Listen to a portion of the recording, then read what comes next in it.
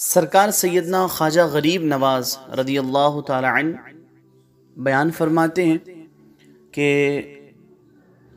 ایک دفعہ خواجہ بایزید بسطامی رحمۃ اللہ تعالی علیہ سے لوگوں نے پوچھا کہ تو نے یہ سعادت اور ولایت کہاں سے حاصل کی؟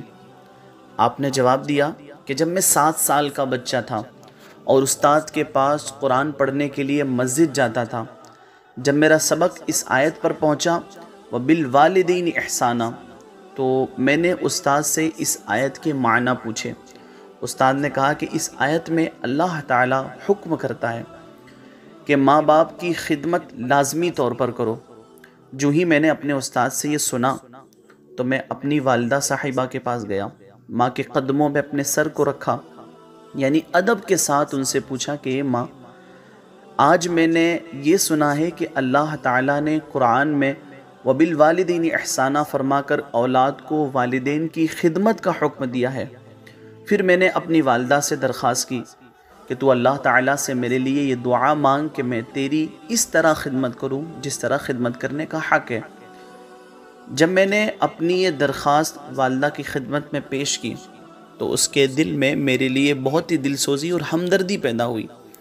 اس نے 2 رکعت نماز ادا کی اور میرے ہاتھوں کو پکڑ کر کے قبلہ کی طرف منہ کر کے مجھے اللہ کے سپرد کر دیا۔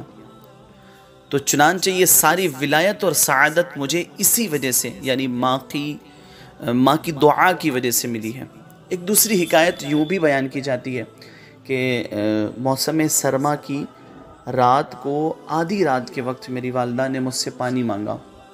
میں نے پانی کا کٹورا بھر کر کے اپنی ہتھیلی پر رکھا اور ماں کو دینے کے لیے آگے آیا۔ اتنے میں میری والدہ پھر سو گئی۔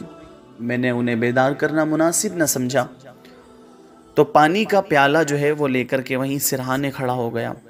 رات کے آخری حصے میں والدہ بیدار ہوئی تو دیکھا کہ میں پانی کا کٹورا لے کر کے ان کے سرہانے کھڑا ہوں۔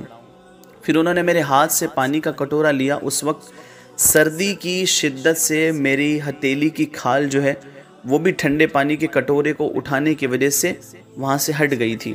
اس وقت ماں نے شفقت مادری اور ممتا سے مجھے اپنی گود میں لیا اور بوسہ دیا اور کہا، اے میرے پیارے، تمہیں بہت تکلیف اٹھانی پڑی ہے۔ پھر اس نے میری دعا کی کہ اللہ تعالیٰ میرے بیٹے کو بخش دے۔ اللہ تعالیٰ نے ماں کی دعا کو قبول کیا، لہٰذا یہ ساری ولایت مجھے ماں کی دعا سے ملی ہے۔ سبحان اللہ۔ ہمیں چاہیے کہ ہم والدین کی خدمت کریں، ان سے دعائیں لیں۔ اللہ تبارک و تعالیٰ والدین کی دعاؤں میں ایک ایسا اثر ہے کہ اللہ تبارک و تعالیٰ والدین کی دعاؤں کو رد نہیں فرماتا۔ جب وہ اپنے بچوں کے لیے دعائیں کرتے ہیں، اللہ تبارک و تعالیٰ ان دعاؤں کو قبول فرماتا ہے۔